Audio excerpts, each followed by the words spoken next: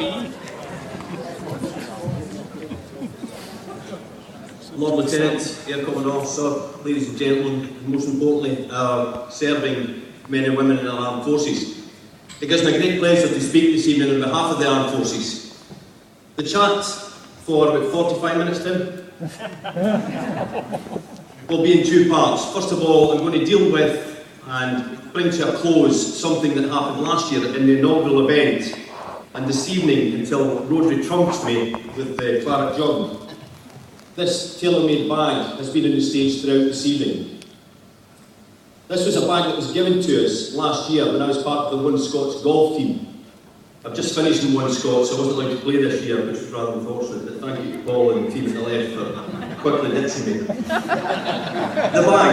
bag itself has a story, and I want you to look at a couple of photographs in a moment that goes on the screen, and then I will talk about the journey that this bag has taken over the last few months, and then finish off and go into the second part of the chat, which will hopefully focus the room on why exactly we are here and why we need the support that we currently enjoy, and we will continue to need the support that every one of us here, and indeed our wider family and friends, will continue to give our forces. You.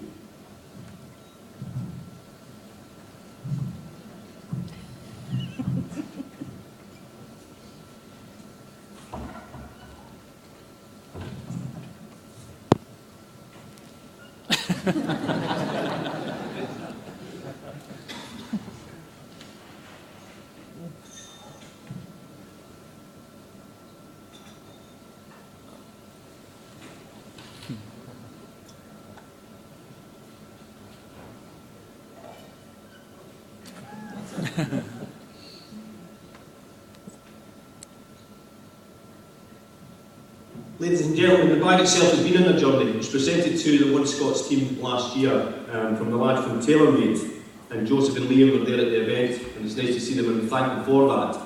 It was presented after the 2012 British Open and signed by the TaylorMade stable of golfers at that particular time. And we were asked a question on the evening, would we take it on our journey, because at that time we were about to deploy an OPERIC 17. Which was from September last year until March, April time this year. We took the bag with us, a logistic problem, Rotary, as we all know.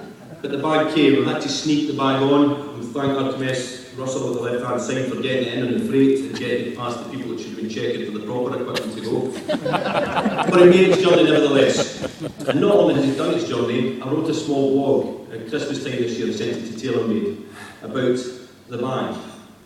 Rather tongue-in-cheek, but I was told earlier on it was funny, unlike our MC this evening. That's us even. So the bag has went on a journey, and as you can see, it's been non-stop in that operational deployment there. Actually, that was deliberate, some light-hearted photographs to hopefully bring a bit of perspective into this bag. More importantly, you may not be able to see it, on the front of the bag now, it has its very own operational campaign medal. If you serve for 30 days in an operational environment, then you qualify for a campaign service medal. So our tailor-made bag is now proudly displaying the operational campaign medal for Afghanistan after a successful tour of duty from September 12 to March, April 2013. It also comes complete with its own Afghanistan dust. It's fully trained, operational and ready to go to the nearest golf course to a suitable winner on the live auction. So it's going to take part now in the live auction as an additional item. And this is where myself, speaking on behalf of One Scots, would like to not only leave it with One Scots, the decision has been made by myself and the lads in One Scots who take control of the bag last year, that on the auction, and this is lot one on the live auction this evening, that any monies raised, don't forget the medal in the front, for this bag should go to our sister battalion and 2nd Battalion 2 Scots, to the families of the 3 servicemen who sadly lost their lives in April this year, and indeed some of our lads who are over there recovering at the moment. So, lot number 1, and to our brethren 2 Scots, we hope we'll raise a couple of pounds this evening for this bag.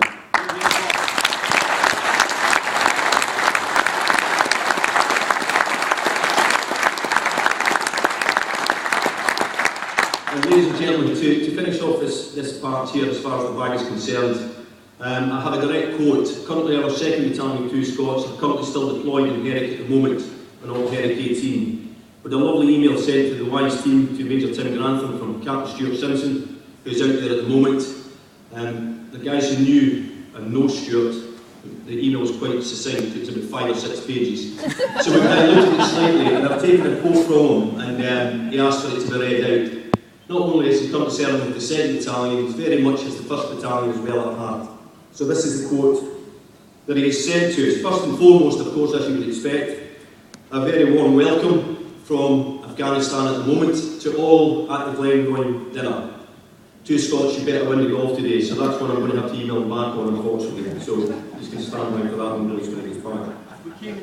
What he has said, and I've taken a paragraph from his email, it's a lengthy email saying thank you for the continued support from the wider public and friends, which is very, very important. But he highlighted the incident that happened in April of this year, when sadly three lads from the 2nd Battalion lost their lives, and 6 were seriously injured, and indeed some who have life-changing injuries, and some who are here this evening. And he said, and I will use his quote, "It gives me great pride serving currently in the 2nd Battalion at the moment to let everyone in the audience this evening know about B Company, which is the company that was affected with the device and IED device in April. They did what the Jocks do well. Jocks is a term for the soldiers in the Scottish battalions. They cracked on, they remained focused, dedicated and committed, and they thank one and all. So here's to 2 Scots for a successful last couple of months. Thank you."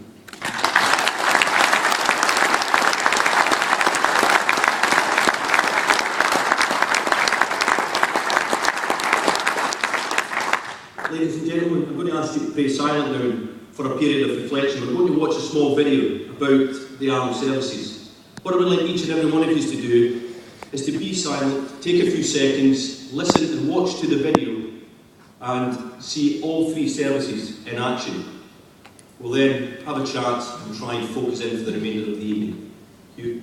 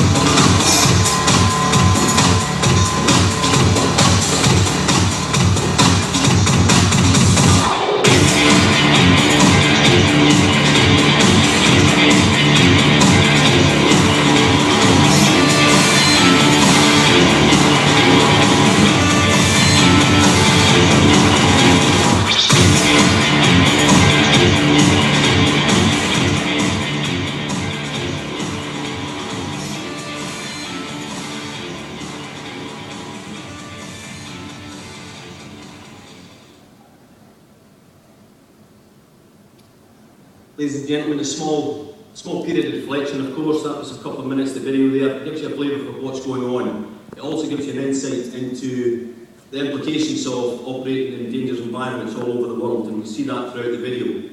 We have people in here this evening who have received injuries, sustained injuries. There's people that are not here this evening because they have paid the ultimate sacrifice.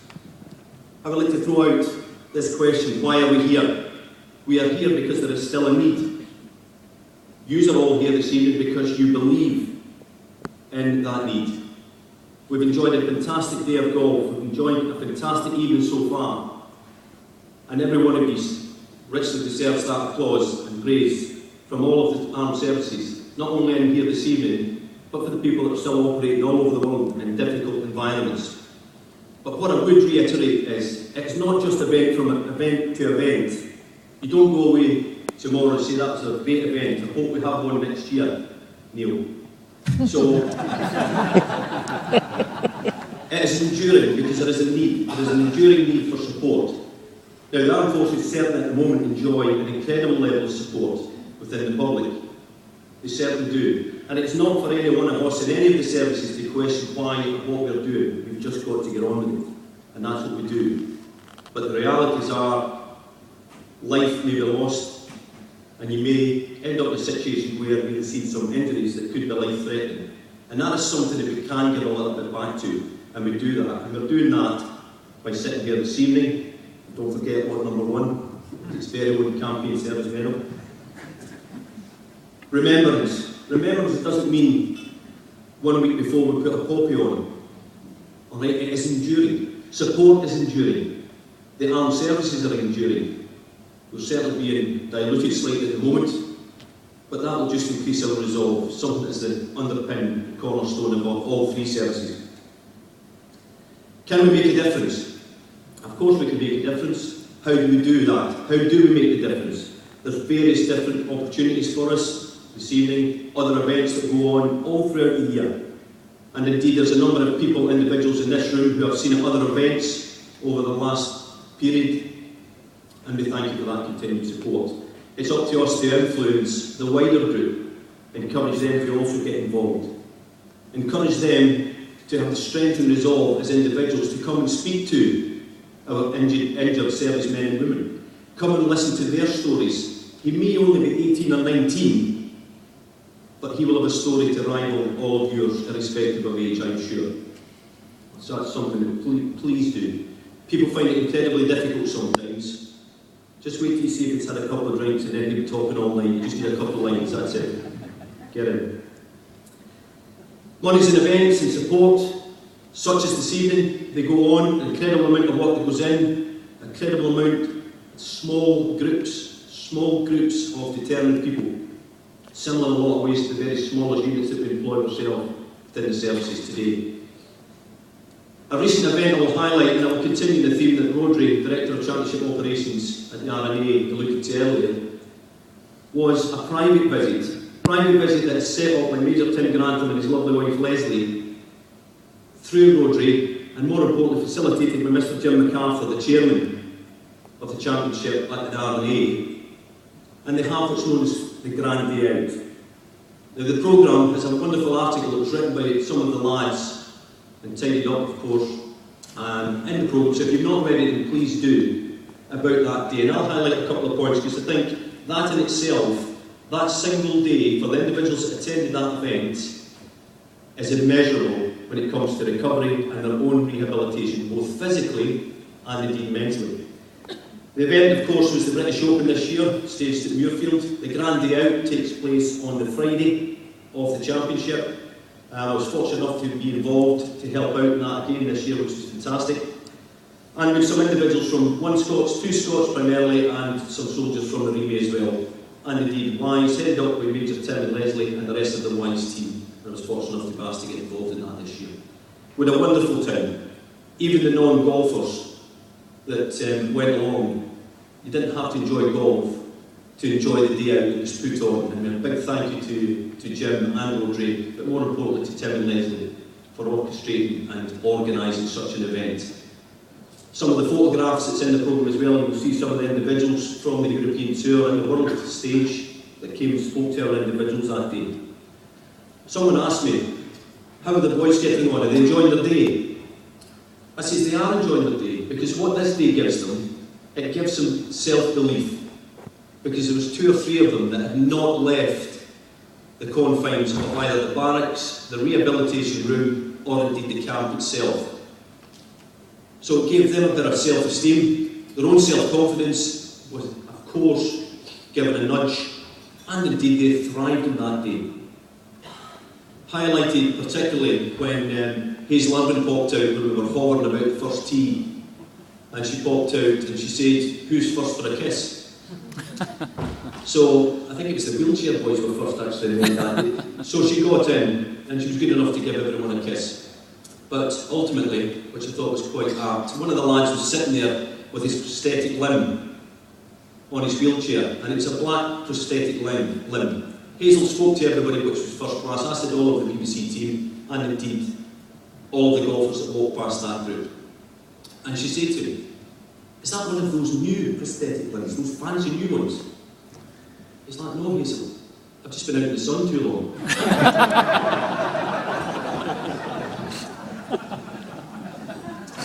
That summed it up. Believe it or not, Hazel stopped chatting for a few seconds. The people that know her, and that was a real achievement in Parliament. Certainly the rest of the team and all staff. And the final story of that day, which can't go amiss, is a visit to the various tour trucks, and one in particular, which was the Ping truck. The Ping truck was fantastic. The individuals inside were absolutely first class. I heard a lot of chat about, do you think there'll be any free kit? You know? We passed the Ping truck and there was 4 lovely seats at the bottom of the Ping truck. Wooden seats, fold-up seats, with Ping on them. Lads went up into the van and did a wonderful brief, first class, got inundated with gifts, balls, hats, all sorts of bits and pieces. And one of the lads said, that's a lovely seat you've got there. One of the lads is finding it difficult walking at the moment, so they're working in a pair. And he says, would you like a seat? Of course, yes, well, just help yourself to a seat at the bottom. So they duly took all 4 and left it in one. So a wonderful day, and just to highlight that event, which is one that has been orchestrated through a private visit, facilitated, of course, as I said, and orchestrated by Rotary and through Jim MacArthur, the chairman, and also the outgoing chairman. We wish you all the very best, Jim, whatever you decide to do. But thank you on behalf of the Armed Forces for the grant day out to the RNA. Thank you, James.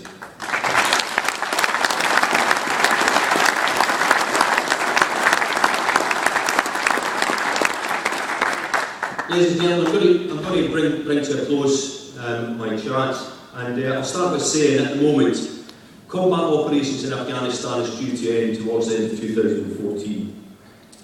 Notwithstanding various bits and pieces that's going on within the world, to say it's slightly dislocated and fractured in places at the moment would be an understatement. So who knows? But at the moment we're due to pack up our kits, and that's of course has started, and look towards normalisation. I think the word was. You know, I've been in the army 27 years since I've been a young boy. I never came across that period of normalisation, so I'm not sure what that means. But what I will finish off with, as I come to close, anytime you have servicemen and women in difficult areas, conflict environments, there is a risk of life and death. As an 18-year-old, unless you're a member of the forces, you don't have that choice day to day, and I would hope you wouldn't. But it's one that we choose. And we choose because we do it, we understand why it's being done, and we don't allow ourselves to be bogged down at strategic or political level. That's for our higher commanders to deal with. But there will always be a price. Most recently in April, the 2nd Battalion, and when I reflect back on my own tour of duty with the 1st Battalion, sadly on a personal note as well, I lost a good friend of mine, Captain Walter Barry, on Remembrance Day last year. And that is a name that will be well known to the 1st Battalion and indeed the 2nd Battalion, because he served there for the last percentage of his time. Walter and I grew up together as young boys all the way through. We had a common bond, and that was football, which was Rangers. No jokes. Difficult time at the moment. But we spoke every day about it. I think we were convincing each other it would be okay, and it was. But unfortunately, he was killed with an insider attack on Remembrance Day last year.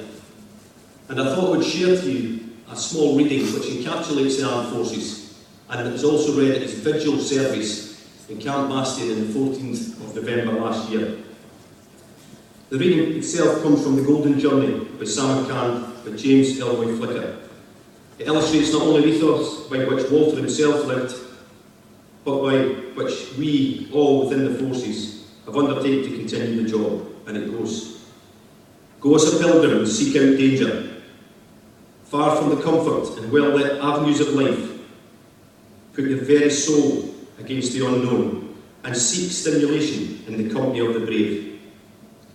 Experience cold and hunger, heat and thirst, and survive to see another challenge and another dawn.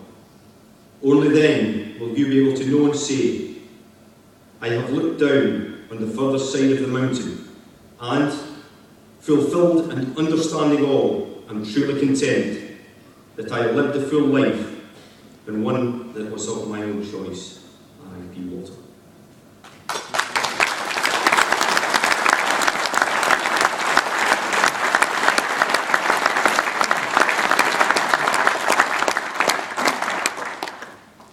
We understand it's a difficult environment. One of the great things that within the services that we have is resolve.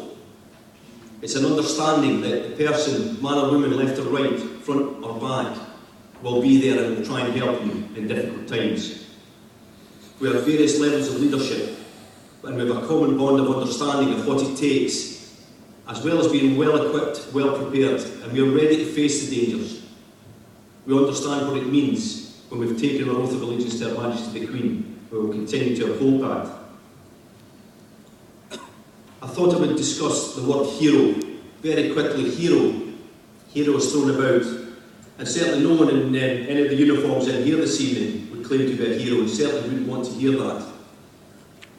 And I will leave you with this one. It doesn't take a hero to order people into battle. It takes a hero to be one of those people who goes into battle. And ladies and gentlemen, as I come to a close, and I would ask each and every one of you, as you leave the dinner this evening, whether you're staying in the hotel or you're travelling back home, before you finish for the evening and you reflect on what's been a fantastic day, wonderful evening, I would ask you, in your prayers this evening, as you remember every man, woman, family, grouping or individual that's currently deployed throughout the world in current operations in Afghanistan in particular, to spare a thought for them. And the Bible, the book of Joshua, chapter 1, verses 9, tells us all to be strong and courageous, and do not be frightened, or do not be dismayed. Ladies and gentlemen, thank you.